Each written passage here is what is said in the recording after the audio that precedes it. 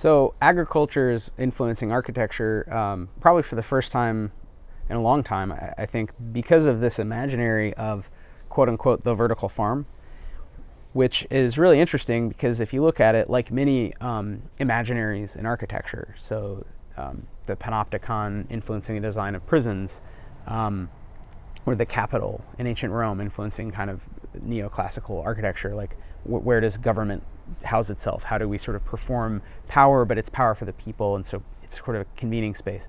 You're seeing, I think, people say, well, there's this idea that cities should have farms.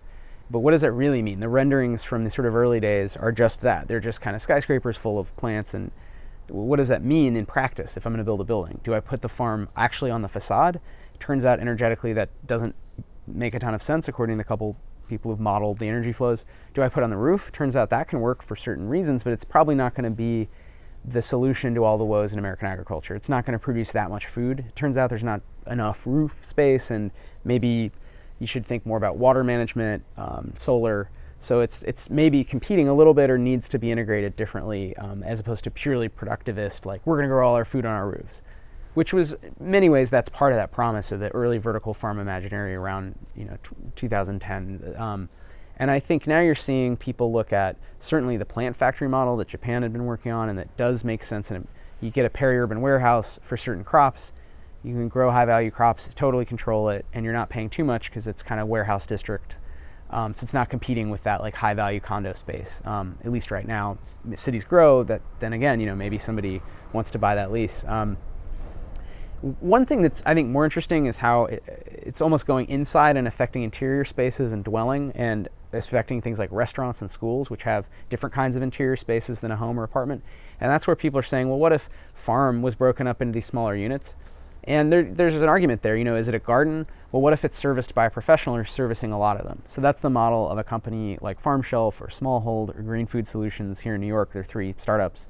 And they're looking at different kinds of spaces that are managed by, farmer managers who are relying a lot on automation and knowing what's going on remotely, but also on just a different model, a different cadence of getting up and farming. But it still involves going out, making sure plants are healthy, edible, harvested, being used properly, and everyone's kind of happy. And this generally is this idea of farming as a service. And I think the simpler one would just be, which I know many other people are pioneering. So that's kind of the high-tech version and the indoor version. There's also just the vacant lot. Instead of trying to develop it or letting it be vacant, try to work with a farmer, get a long-term lease, and have that land used, have it stewarded, and be productive. Maybe that's a service. Maybe you still want to own it, or for some reason it is still owned by another entity. In the case of New York, it's the city.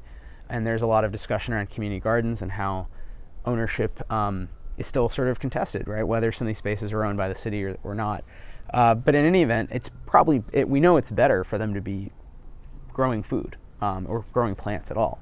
And there's probably an opportunity beyond the existing kind of community garden world to seek out new spaces and help people use them to grow food. And so I think it's not so much that that's going to change how buildings are designed overnight, although eventually it probably puts pressure if we want to think a little longer term on how buildings are designed. If we can build in more living walls, more green roofs. I mean, green roofs alone. Green roofs are going to change everything because, for example, in New York City, it's a water management issue and it's just going to happen. You're going to have plants on the roof because it's a really good way to hold water, as opposed to currently having it all drain right off and flood the system, So I think the more that those kinds of changes happen, those tipping points are reached in architecture, where architects are avoiding green roofs, and now, except for a few specialty firms, now they're all going to kind of be dealing with that.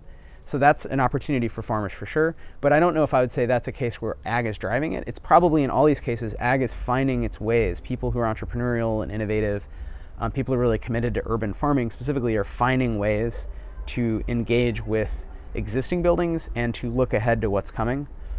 So it'll probably be a while still before I would say, I think that architects are going to go to farmers first, and I could be wrong, I hope I'm wrong. But I think in the meantime, there's going to be more of that play of looking for those opportunities as they exist or as they come online.